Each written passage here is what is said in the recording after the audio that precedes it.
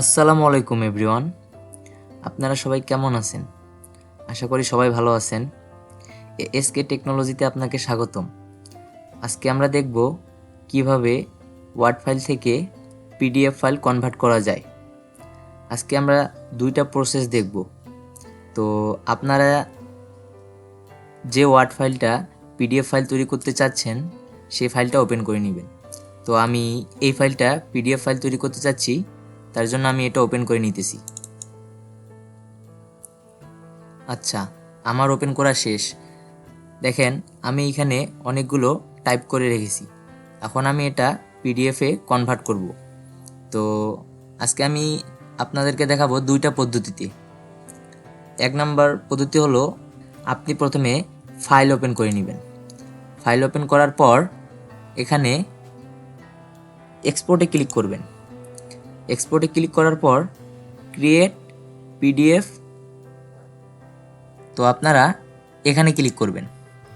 এখানে ক্লিক করার পর আপনাদের এরকম একটা ড্যাশবোর্ড ওপেন হবে। এখন পিডিএফ ফাইলটার নাম শো করতেছে। ধরেন আমরা এই ডিফল্ট নামটাই রাখবো, শেষে 2 পয়েন্ট। এখন দেখেন এখানে পিডিএফ অটোমেটিক নিয়েছে। তো পাবলিশ করে দিলে পিডিএফ তৈরি হয়ে যাবে। এই যে দেখেন, আমার পিডিএফ ফাইল তৈরি হয়ে গেল।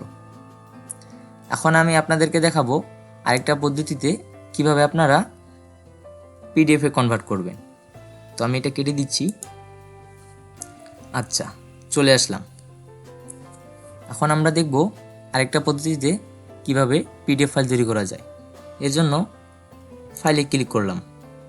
ফাইলে ক্লিক করার পর এই যে সেভ অ্যাস, এই সেভ অ্যাসে ক্লিক করব। সেভ অ্যাসে ক্লিক করার পর ডেস্কটপে ক্লিক করব। এখন ওই সেমভাবে ফাইলের নাম আবার শো করতেছে। তো আমরা এখানে 1.0 দিলাম। এই নামে আমরা ফাইলটা সেভ করব।